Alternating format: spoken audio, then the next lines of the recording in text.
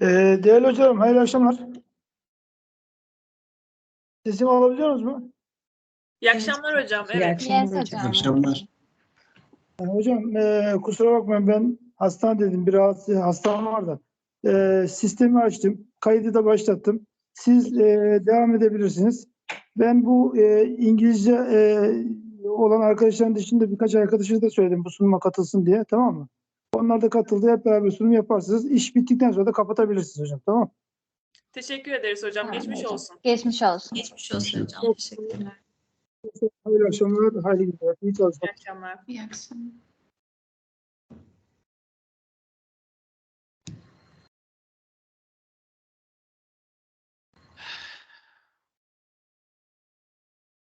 Okay, should we go in the same order or how would you prefer?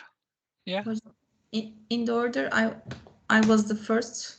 Okay. Anybody minds, I can start. Okay. Just check if you have the sharing settings so you can just share Okay, hocam. your Lütfen. presentation.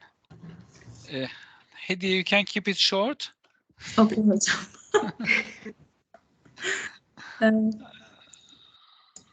Can you see my screen? Yes. Yes, hocam. Okay. Is it full screen now? All right. Okay. Good evening, dear friends. Today I'm going to talk about dynamic assessment. This study intends to find out the effect of an interactionist dynamic assessment on 4 Turkish EFL learners' grammar skills and the degree of effect that dynamic assessment can have. What is dynamic assessment? Dynamic assessment was introduced as a term for the first time by Laura, who was a close friend of Vygotsky in 1961, and it derives from Russian psychologist Vygotsky's sociocultural theory. According to Lantov and Poner, dynamic assessment is an approach that combines assessment and instruction into an integrated activity which focuses on the development of the learner with mediation. Dynamic assessment is an integration of teaching and assessing. Theoretical basis of dynamic assessment. Although Vygotsky never used the term of dynamic assessment, his socioculture theory shed light on the dynamic assessment studies, where it stated 3 basic principles of sociocultural theory as follows. The first one is human cognition is not merely biological, but also it is significantly social. And the second one, both material artifacts such as technological devices for education, toys for children, and psychological or symbolic tools like language, numeracy, thoughts, logic, they all mediate human performance. And the last one is understanding people's performance and cognitive development should be analyzed holistically. When we look at this, there are 2 types. What is zone of proximal development and what is zone of, sorry about that. When we look at the green part, the circle green part represent the learner's actual development, and the yellow part represent the learner's potential of development.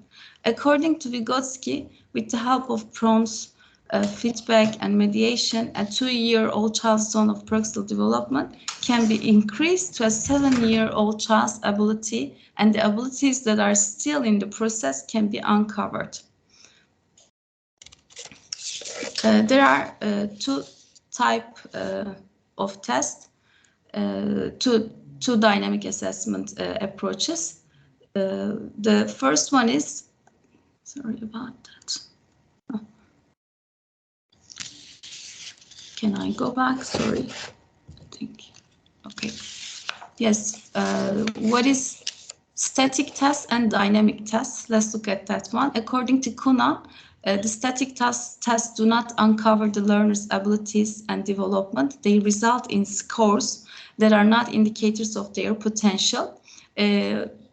The static tests do not reveal the learner's potential for the future and focus on the current level of learner success. And traditional tests give scores about learners' actual development and do not infer about learners' ZPD. According to Vygotsky, learners' abilities can be enhanced with providing scaffolding, prompts and hints, and the abilities that are in the process can be unveiled. Unlike static tests, dynamic assessment identifies not only the learner's fully matured abilities, but also the abilities that have not matured yet. There are two types of dynamic assessment. Interactionist dynamic assessment. In interactionist dynamic assessment, the assessors deals with learners individually and tries to understand the learner's current level. Interactionist dynamic assessment is very fruitful since the prompts and the hints can be tailored to the student's need and it can measure the learner's potential. Although interactional dynamic assessment seems very beneficial in theoretically, it's not practical with crowded classroom in terms of time constraint. Interventionist dynamic assessment. In this type of dynamic assessment, assessor plans most of the testing before and teacher prepares some clues in advance according to the participants and potential problems. The clues are from implicit to explicit. For each wrong answer, the teacher provides a hint to help the learner to access the right answer. Interventionist dynamic assessment is suitable for a bigger number of the students, but the clues are not tailored since they are prepared before. So it becomes difficult to understand the individual development. There are two common formats of dynamic assessment. The first one is cake format, sandwich format.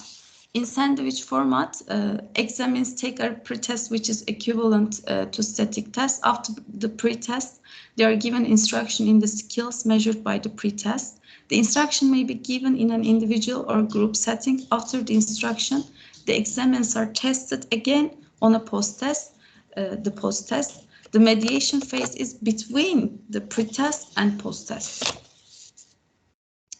The cake format, as you see in the picture, is always done individually. Examiners are given instruction and an examiner is given an item to solve it correctly. If he can solve the item correctly, he or she hints which are from implicit to explicit. The teacher decides the type and the number of the clues at that time. Cake format is process-oriented and more interactionist, but it requires more energy. There are two research questions in this study. The first one, to what extent does dynamic assessment affect the learner's grammar skills? And the second one is there any significant difference between pre-test and post-test scores?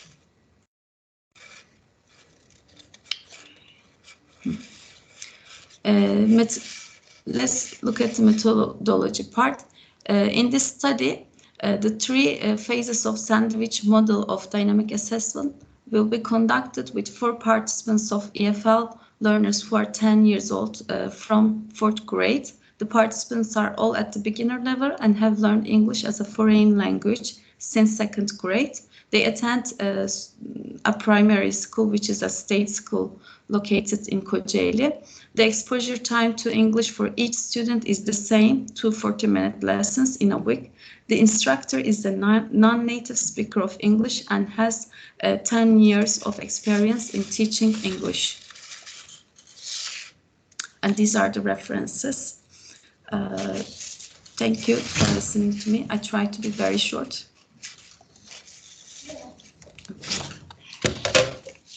Let me close. Thank you very much, Hediye. You're welcome. Sorry about my voice and No problem. No problem. It was all fine. Elchin, shall we continue with you? All right, hocam.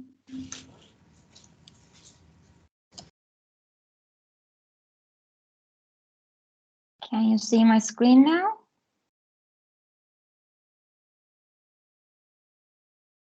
I'm trying to make it full screen.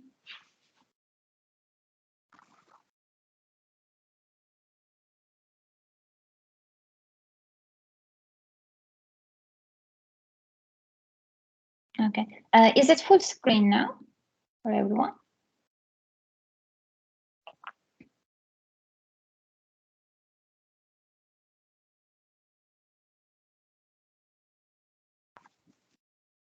Can you hear me? Is there a problem with my voice?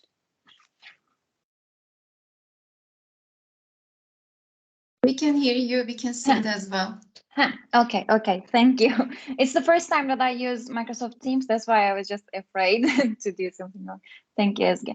Okay, so hi everyone, one more time. I'm Elçin Şanlı and I'm an MA student in ELT. And today I will try to clarify some specific and oft-used terms in English language teaching by presenting a review of the literature. I cannot. On the terms, EMI, CLIL, CBI, these are the first three terms I will talk about. Then I will talk about the differences between ESP and EAP. And then finally, I will talk about EFL and ELF.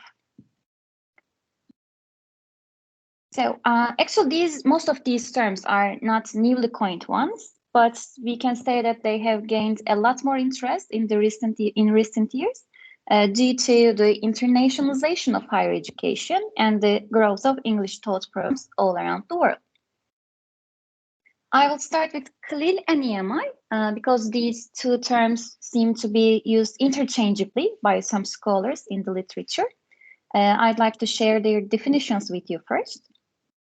In recent literature, the most cited definition of CLIL is the one proposed by Coyle, Hood, and Marsh, a dual-focused educational approach in which an additional language is used for the learning and teaching of both content and language. So it has a dual focus. When it comes to EMI, the most cited one is the definition by Makarov. The use of English language to teach academic subjects other than English itself in countries or jurisdictions where the first language of the majority of the population is not English. And the other term which is related to the delivery of content through an additional language is CBI, content-based instruction. So it uses the content to create a meaningful context for communication, and we can say that it draws on constructivism and creationist input theory. When we compare all these three terms, we can actually say that the main distinction among them is their focus. CBI focuses on language development. Learning content knowledge seems to be incidental in CBI. However, EMI is just the opposite of this. It focuses on content only. No language development is of primary concern to the teachers in EMI. When we talk about CLIL, we said in the definition, we said it has a dual focus. So both the content and language mastery are aimed at, not just one of them. So other than their focus, the other distinction is the implementation. We see CBI mostly in primary and secondary schools. We see CLIL in secondary schools, not primary. However, we see EMI in higher education at the university level. So that's also a difference. And we said in CBI, language development is aimed at, the content is used just as a tool. So when it comes to assessment, CBI assesses students' language development only. In EMI, the language is used as a tool. That's why it is not assessed. Only content knowledge development is assessed. But as CLIL has dual focus, it assesses both the language and content knowledge development. And at this point, I'd also like to note that, among these terms, only EMI specifies the language English in its definition. The other two terms do not refer to English, their definitions. They use the term additional language, but any additional language, not just English. Okay. Another topic I will be talking about is subject-specific vocabulary. And when we say this, the first term comes to one's mind is ESP, English for Specific Purposes. So it is defined as the teaching and learning of English as a second or foreign language, where the goal of the learners is to use English in a particular domain. So it's more like occupational context. And it is a goal-oriented course. That's why in the literature, we mostly see that need analysis is frequently voiced. It is very important in ESP course design. And another term that comes to one's mind is English for academic purposes, EAP. Actually, it's not so different from it because it is an expanded branch of ESP. But rather than occupational context, it aims for developing students' communication skills in academic contexts, such as giving presentations, classroom discussions, academic writing, etc. If we talk about their role in EMI, we can say that students' lack of sufficient vocabulary is mostly reported as a major problem, as a challenge in EMI. Because in contrast to CBI or CLIL, the lecturers do not focus on the language proficiency of their learners in EMI. So in order to cope with the vocabulary-related challenges of EMI, scholars mostly advocate the employment of ESP and EAP courses in universities. And we see two different types of implementations for these. One of them is pre-sessional, the courses which are delivered before their studies in department. I mean, mostly in prep schools, let's say, the ESP courses given in the prep schools. And the other type is embedded or in-sessional. So in sessional implementation, students receive these language support courses within the regular curriculum of the department. So not in prep school, but during their studies in the department. And in the literature, the second type, I mean, in-sessional type, seems to be perceived as more effective to support learners. And the final topic I will talk about is the dichotomy between EFL and ELF. Actually, at the end of the day, they have the same outcome, but they reach the same outcome in different ways. Because ELF is a part of world Englishes, however, EFL is considered to be a part of modern foreign languages paradigm. At this point, I think it is necessary to refer to Kachru's three-circle model explaining the spread of English. According to his model, the countries where the native language of the speakers is English are called inner circle countries, like the US, Australia, Britain, etc. But the countries which have adopted English as a second language are called outer circle countries. And the countries which do not belong to these two are EFL contexts, expanding circle countries. So English is not the native language, not the second language, but it is a foreign language to learn. Again, when we compare these two, we can say the main difference is their focus, because the traditional teaching of EFL focuses on standard forms of English, and it expects native-like utterances from the learners. However, considering that the number of non-native speakers of English has exceeded the number of native speakers of it, we can conclude that the students will not communicate with its native speakers only. That's why ELF focuses more on intelligibility and comprehensibility rather than standard forms. And it is defined as any use of English among speakers of different first languages.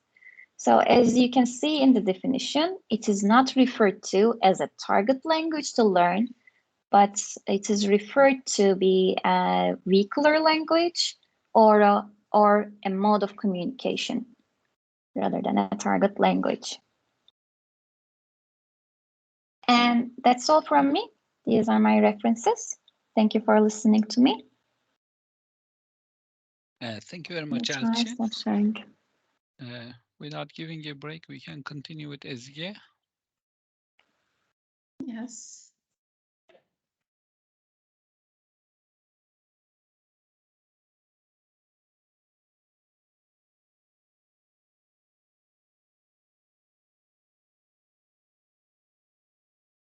Okay, can you see the screen? We can Yes. follow you. Okay, thank you. So my topic is teaching experience and academic degree as predictors for writing assessment literacy among EFL instructors. So first, let's start with what is assessment. Assessment is any technique, tool, or strategy that teachers use to elicit evidence of students' progress toward the stated goals. So assessment leads to corrective or effective evaluation of learning, and then it improves the instruction as a result. But what is the purpose of assessment? The purpose of assessment is to have knowledge on different assessment methods, their purposes, intentional or unintentional consequences, and how to match traditional assessment with untraditional assessment. Teaching and assessment cannot be regarded as two separate constructs, and they influence each other and are influenced by each other. And according to Stigens, assessment takes up half of teachers' professional life. And as a term, assessment literacy was coined by Richard Stigens in 1991, and he notes that assessment literate teachers know what they're assessing, why they're doing it, how best to assess the skill, knowledge of interest, how to generate good examples of student performance, what can potentially go wrong with the assessment, and how to prevent that from happening. So after assessment literacy, combining that with language knowledge, we have language assessment literacy, but it should be noted that having the assessment literacy and language knowledge is not enough to have language assessment literacy, because the assessment types that we use in language classes are different than the other ones. Research on language assessment knowledge, we have Alderson. He claims that many language tests prepared by teachers are low quality, and Gardner et al. Found that many English teachers, language teachers, had a limited set of language testing terms, and Hasselgreen et al. Conducted a survey in Europe, and results revealed that language teachers needed training in portfolio assessment, preparing classroom tests, peer and self-assessment, item writing, interviewing, and rating, among many other areas. So the literature presents that teachers need training in assessment. So significance of this research, assessment literacy needs to be investigated, and in-service teachers' needs have to be determined. Teachers need to realize their own strengths and weaknesses in assessment, and they should be improving their assessment, thus improving teaching and learning. As for the methodology, 82 EFL instructors currently working at state universities participated in this research. And for data collection, I've used language assessment knowledge scale by Ölmezer Öztürk. And I've had two research questions. First one asks, is there a significant difference between instructors' LAK, so language assessment knowledge writing scores, according to their length of service, so teaching experiences? And the second question investigates if there are any significant differences between their, again, LAK scores, writing scores, and their academic degrees. To analyze the data, I've used IBM SPSS, and I have conducted test of normality to determine which test to use for further analysis. As for findings, For research question 1, I have conducted test of normality. As you can see, I have had 3 groups, and the numbers show that all the numbers were greater than 0.05. So it shows that the data was normally distributed and I could use a parametric test. For that reason, I have used one-way ANOVA since I have had 3 categories. And as you can see here, one category showed a significant difference because the value was greater than 0.05, and that was between 1 to 5 years, teachers with 1 to 5 years experience and teachers with 6 to 10 years experience. Actually, those with 1 to 5 years experience scored higher than those with 6 to 10 years experience. For the second question, again, I have conducted test of normality, and as you can see, the data was normally distributed. And this time I have had 2 groups, 2 categories, and that is why I have used t-test. And I have compared, and the results show that, as you can see here, there was no significant differences between teachers who have bachelor degrees and who have master's degrees. So the results display that there is difference between 1 to 5 years and 6 to 10 years categories, and similar research should be carried out and results should be shared with the teachers.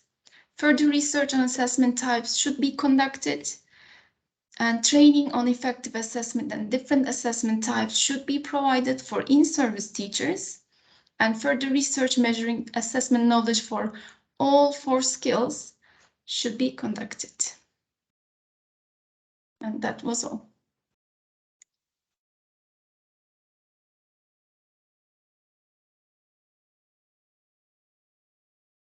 Thank you very much, Ezgi. It was very short, but No, that's great. The shorter, the better. And our next speaker will be Shirvan. Good evening, hocalarım. Thank you. Thank you very much, Shirvan. Can I just share? Yeah, I guess you should be allowed to. Just next to your microphone, there is the share. Can you see now? We can follow you. I will keep it really short, hocalarım. Thank you. Yeah. Good evening. So We'll- this is Shirvan, and I'm an MA student at Istanbul Aydın University. And my research topic is the prep students' perceptions, opinions of blended learning. Yeah, I will keep it short. Now, traditional face-to-face education had been the dominant mode of teaching for many years. But with the development of the TV and the radio, we were able to start teaching to distant places. And fast forward to the 21st century, the improvements in ICT, internet communication technologies, everything changed as well as the education. Then the coronavirus outbreak, then we started this emergency remote learning, and that also changed everything. And after that, we had this blended learning, the new normal, what the researchers, scholars call, and that is the shortest definition combining online and face-to-face instruction. Now, what is the problem with that? I was curious and I checked the literature, and most of the studies focused on the teachers, instructors' opinions and perspectives. And yes, there were some studies with the students, but they were mostly medicine, nursing, accountant students. There weren't enough studies on English language teaching or prep students. We don't know what our students think. And also we expect them then absolute acceptance using technology in education. I mean, yes, they are digital natives. They were born into technology, but are they ready for that in their education life? That was also another question. And also, what if this happens again? Are we ready? I'm not talking about the readiness of the like going online like this on Zoom. Are we able to do that appropriately? I mean, accessibility of e-learning tools and resources and the necessity to integrate them into all educational institutions, especially in prep schools for us. That is important. And also we need to get their opinions, perceptions to improve our blended learning, and hopefully it will help us. I will skip literature review, hocalarım, really short. In short, they think that if they have a positive attitude, they will have a better learning process, better learning skills. They will take more responsibility in their own teaching process, learning process, and also they will have a higher motivation. But now there are some challenges. They think that blended learning is not as effective as face-to-face classroom training, and also they feel an overload. So there was a survey that I used, and this survey has 19 5-point Likert scale and 1 multiple choice question. And now I will show you the questions very shortly. And yeah, 143 students. I conducted this survey, and yes, they still have 3 days of face-to-face and 2 days of online learning. I shared them with the Google Forms in all classes. So questions are like this. In the first part, convenience. So flexibility of time, place, and travel time and expenses. Learning resources and the platforms they use, technological problems, and the online assignments and quizzes. Now I will give short explanation of them at the end. And in the second part, institutional support and attitude, they liked it. There's no problem. We had flying colors. Oh, sorry. Can you see it, hocalarım? Can you see the screen? I can't see my presentation, sorry. Oh, yes, okay. And suitability of ESL programs here, I mean, in general, the grades are not really high from the students, but speaking skills were the lowest. I think they're not still ready to speak in front of the screen. And overall satisfaction, they are also not really high. And the last question, this was interesting for me because 51% preferred fully face-to-face education. Now, in short, 80% of them think that they got the freedom to choose their program. 70% of them, they think that it decreased, of course, obviously, their travel time and cost, and they liked our performance, and 88% of them, they think that blended learning, instructors' collaboration was good. And yes, 52 to 56% find English simple and interesting in blended mode. And also 60 to 65% of the students found that it was beneficial for improving their reading, writing, and listening skills. And 52% of them found it beneficial for their speaking abilities. And also 51% of them think that it is better face-to-face. That is also an interesting part. So in short, additional research is required here. Why they want face-to-face? We had so high results in favor of blended learning, but they still don't want it fully they want face-to-face all the time. And they still find talking in front of the screen difficult, and they get nervous. That is also another discussion topic. And yes, I think they want to go back to what they found, what they used to do, which is face-to-face. And I am planning to do work on my thesis in that topic as well, to get into the details of that. And that's all from me, hocalarım. I think it is too short now. Thank you. Thank you very much, Shirvan. Yeah, thank you. Thanks a lot. And then we will continue with Elif Cham, I guess. Yes, hocam. Let me Okay. share my screen. Sure. Sure. Thank you. All right. Can you see it now? Mm-hmm. Let me make it full screen. Is it full screen? All right now. Good evening, everyone. My name is Elif, and I'm an ELT student at Aydın University, like Shirvan hocam. We are classmates, actually. And I conducted the research on students, English preparatory students' perceptions or reflections on ESB on a Turkish Foundation University context. And then I think, hold on. So I'm going to skip a little bit fast on this. So the purpose of the study was to investigate the reflections of the students in terms of the challenges in ESP and their interest in ESP, as well as the gender. And very quickly, I will define ESP. It refers to a method to language learning where learners' needs are focused on.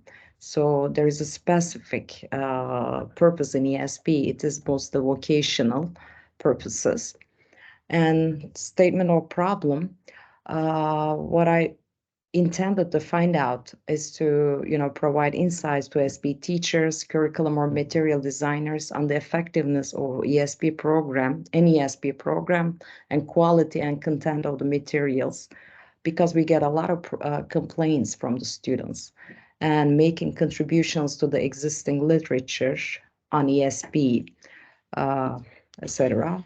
Basically, there are three research questions underpinning the study are as follows. What is students' level of interest in ESP? What are their views about the challenges in learning ESP effectively? And the role of gender, does it play any significant role in the perceptions of ESP? For methodology, there were 65 English preparatory students in Istanbul Commerce University because it was conducted during summer school program, so the number was low when compared to normal terms. And the age range they were predominantly young adults or all young adults, and they were all B2 level students in line with the CFR. So the design of the study followed a quantitative methodology based on a survey method with 5-point Likert scale. And I adapted the questionnaire from Tewayeva et al. For the data collection, there were 3 parts in the questionnaire with 17 items. The first part was included such demographic information, and then 9 items about the interests of the students, and then 8 items about the challenges that students experience in learning ESP effectively. And I translated the statements of the survey into Turkish before administering it, because I might, to eliminate any confusion. And then Cronbach alpha coefficient value was measured as 0.81. For the data, we used SPSS, and negative statements were inverted in the coding, and one sample t-test was carried out because we had a neutral option in the questionnaire. For the results, for the first research question, that focused on the level of interest of students in ESP, They mostly have positive feelings and attitudes towards the ESP. And one sample t-test results indicated a significant difference between neutral option and their overall mean scores for the interest section. And we can see the service statements here for the interests, like because it is a university requirement and I learn language for different purposes and functions, for communicative skills and for my future studies, etc. These are the most important parts, and we get the highest mean score for option for statement 3 in this one, which shows that actually they know the importance of communicative purposes in ESP. And the second research question, what are the English preparatory students' views about the challenges in learning ESP effectively? So they all the questionnaire items received a mean score below 4, which suggested that the students declared low levels of challenges in learning ESP effectively, which is surprising actually, because when you go into the class, you see a different thing. And once sample t-test results revealed that there was not an important difference between neutral option and students' overall mean scores for the statements. And we can see the challenges. Fear of practice is one of the challenge, and big class size, and speaking practical exercises or mixed classes, lack of teaching and learning tools, low level of student English, teaching methodology, or little interest were among the challenges that they reported their views on. And the last question, the gender, the role of gender, but we saw that gender did not have any statistically significant effects on students' interests and challenges in learning ESP. And we can see the results of the study as follows. And when we continue with the discussion and conclusion, we can say students overall demonstrated high levels of interest in ESP, and they acknowledge the significance of ESP in relation to their future studies, their needs, and their professional career developments. And they think ESP contributes to their field-specific language and communicative skills needed for their future jobs. And they know that they can learn to use the language for diverse functions and purposes. I'm going to skip this part to keep it short.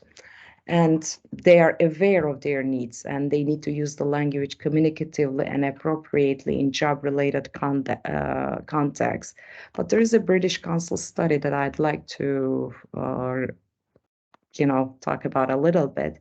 There is a study conducted in Turkey, actually, students' reasons for learning English. So my results and the British Council are in line, actually.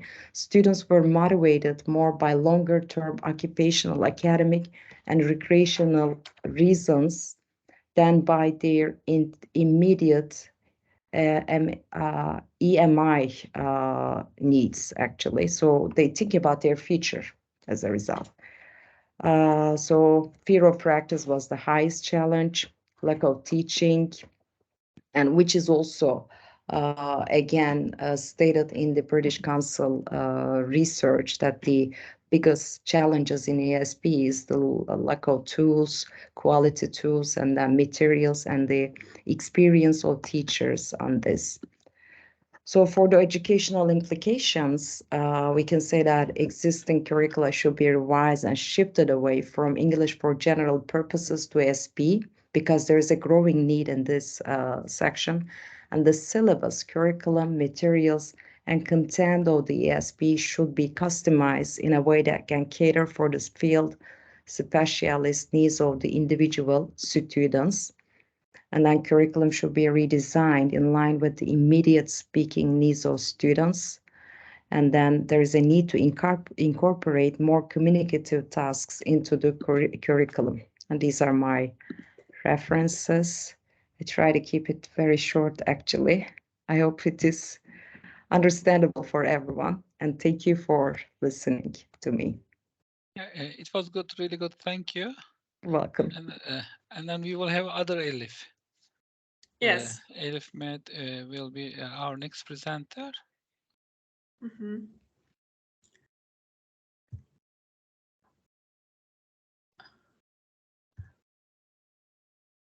I'm trying to arrange my screens. Sorry, just a minute. No problem. Yeah. Okay.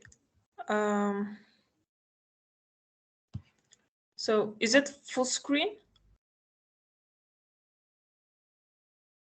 Can you see my screen? Yes. Yes. Okay. Yes. Because I don't see you, that's why I ask. Okay, so I am Elif. Thank you, first of all, for all the informative presentations.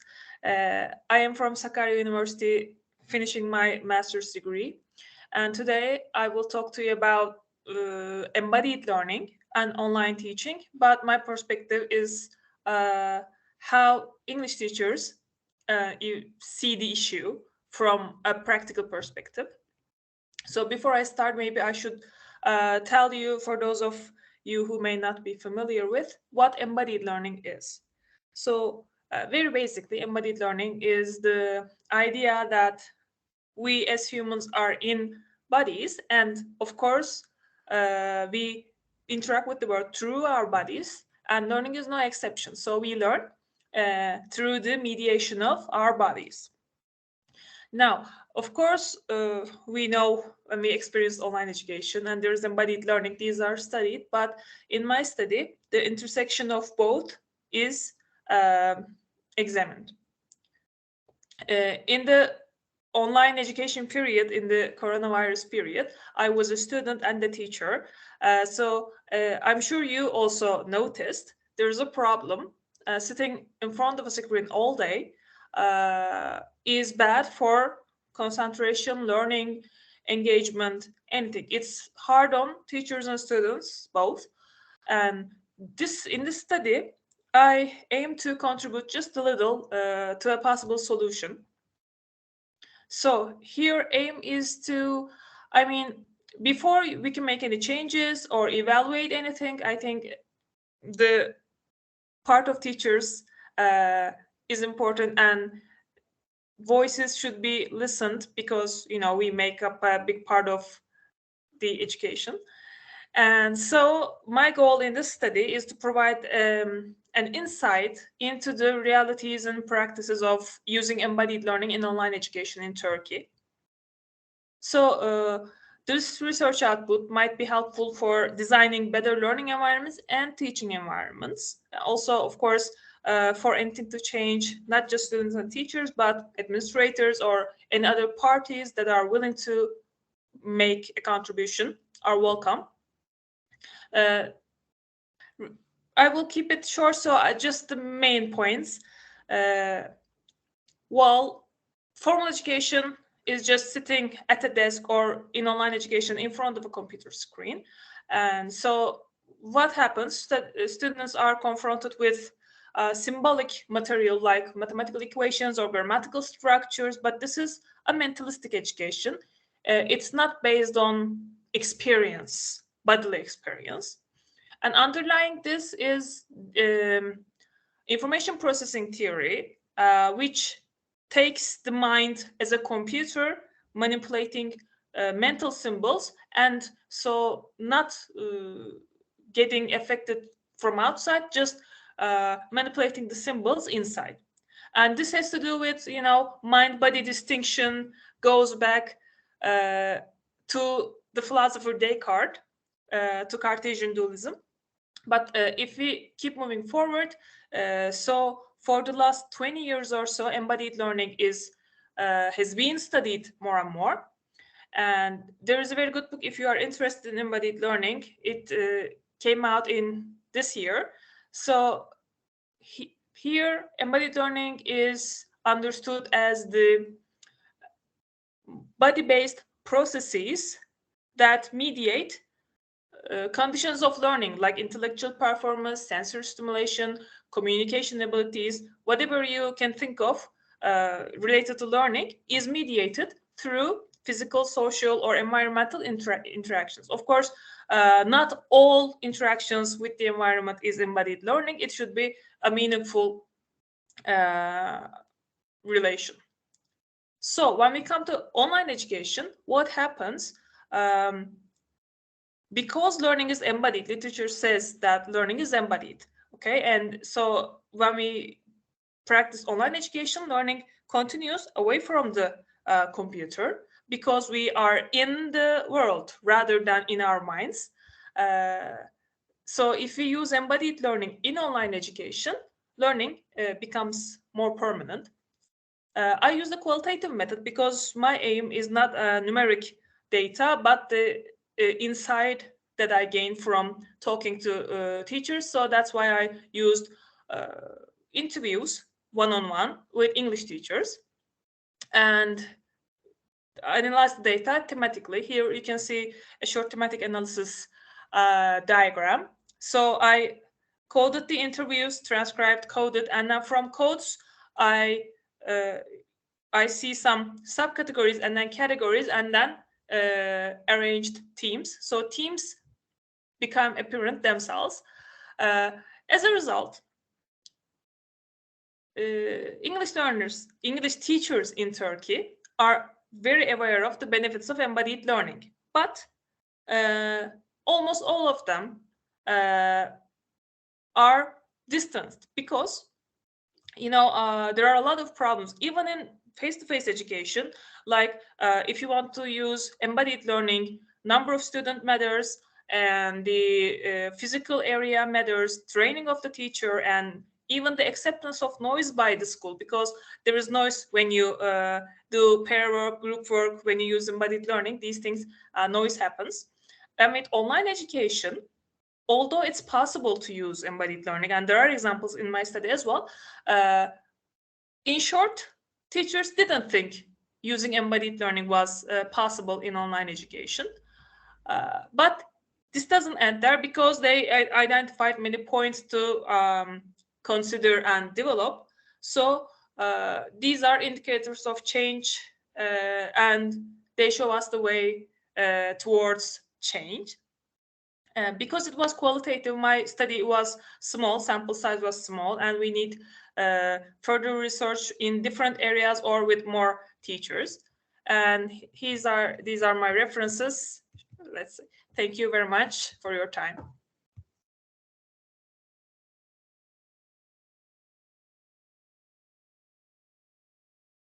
Thank you very much, Elif.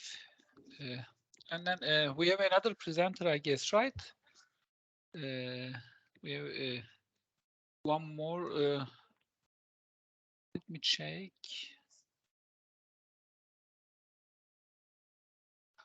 Oktay Nar, will you be presenting?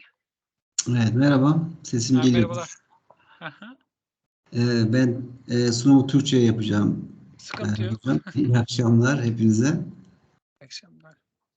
Ekranımı paylaşmaya çalışıyorum. Bir saniye.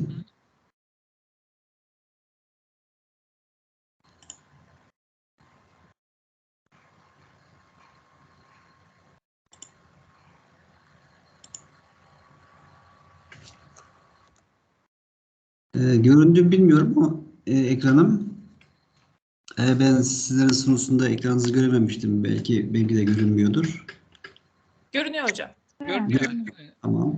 Ben önce kendimi tanıtayım. Selçuk Üniversitesi'nde Türkçe eğitimi ana bilim dalında öğretim üyesiyim. Şeyhi Divan'da kullanılan Türkçe ikilemeler benim bildiri konum. Önce şöyle bir küçük tanım vererek daha sonra işte ikilemelere, divanda geçen ikilemelere değinmek istiyorum. Türkçe sözlükte ikileme, anlamı güçlendirmek için aynı kelimenin tekrarlanması, anlamları birbirine yakın, karşıt olan veya sesleri birbirine andıran kelimelerin yan yana kullanılması şeklinde tanımlanmış. Ülkemizde ikilemeler üzerinde kapsamlı çalışmalardan birini yapmış olan Hatipoğlu ise şöyle bir tanım vermiş. Anlatım gücünü artırmak, anlamı pekiştirmek, kavramı zenginleştirmek amacıyla aynı sözcüğün tekrar edilmesi veya anlamları birbirine yakın yahut karşıt olan ya da sesleri birbirini andıran iki sözcüğün yan yana kullanılmasıdır. Türkçenin zenginliğini, yaratma gücünü gösteren ikilemeler iki sözcüğün kalıplaşmasıyla oluşur ve anlam bakımından tek bir sözcük gibi işlem görürler. İkilemeler bölünemez ve sözcüklerin sırası değiştirilemez. Günlük dilde bir anlam ifade etmeyen bazı sözcükler sadece kullandıkları ikilemelerde anlam değeri kazanırlar.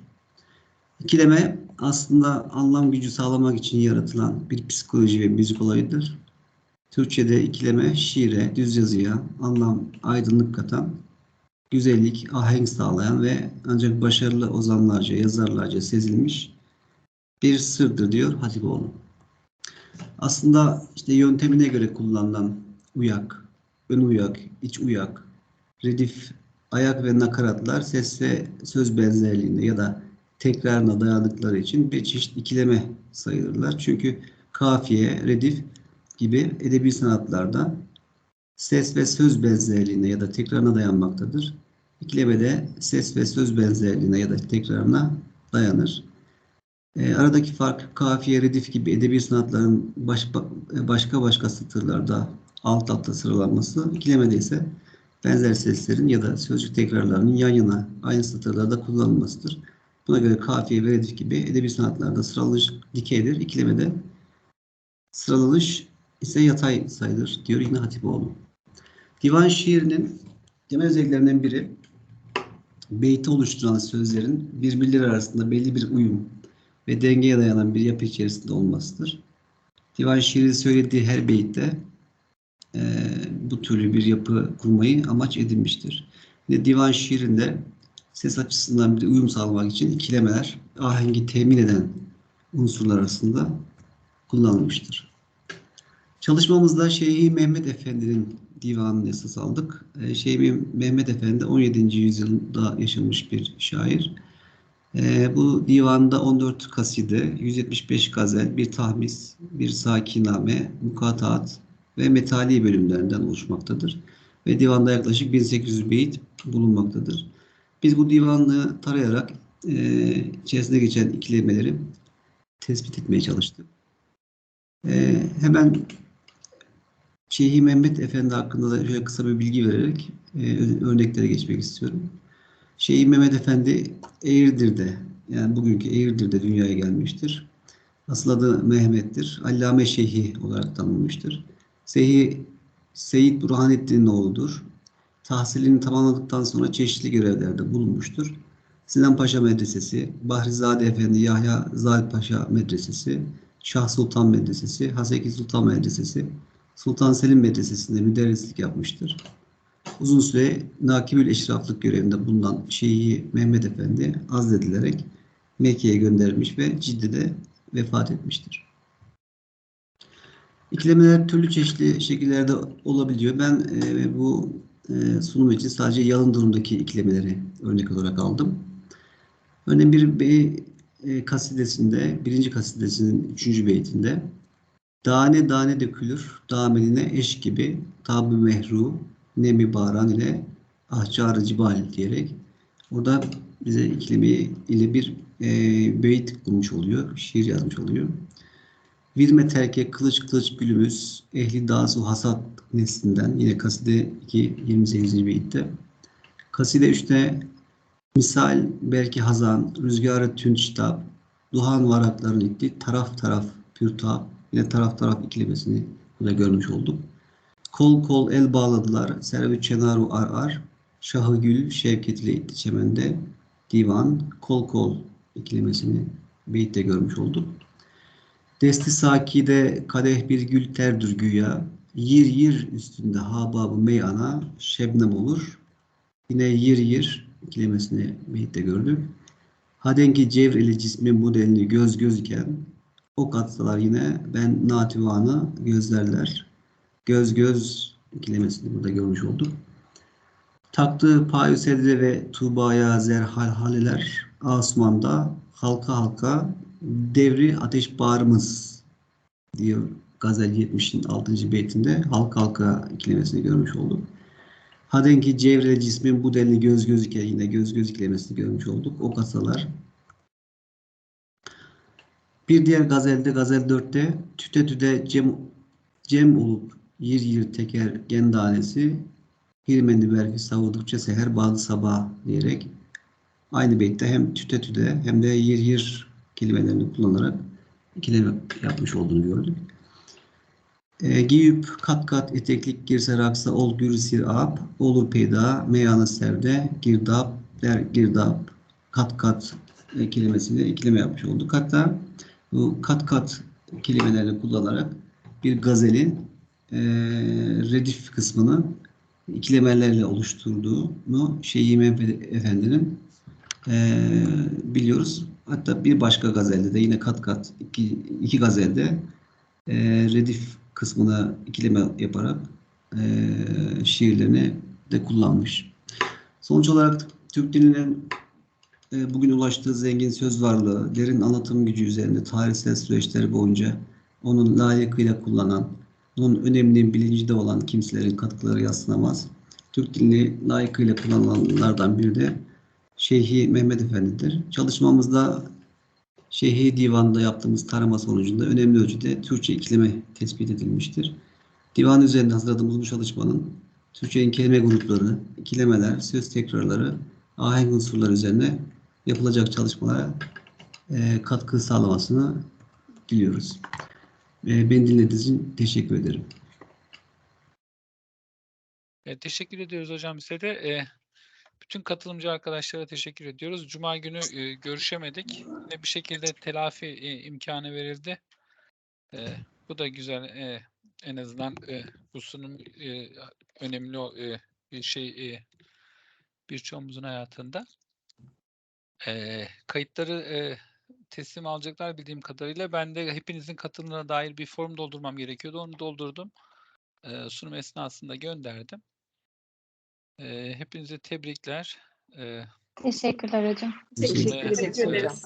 Çok Bir sağ olun. sonraki sunumda Teşekkür denk ediyoruz gelirsek hocam. görüşmek üzere. İyi akşamlar diliyorum ben. İyi akşamlar. İyi İyi Kapatıyorum. akşamlar herkese. Görüşürüz. akşamlar. Görüşürüz arkadaşlar. Çok sağ olun. Görüşmek üzere. İnsanlar. Sağ olun. Sağ olun. akşamlar.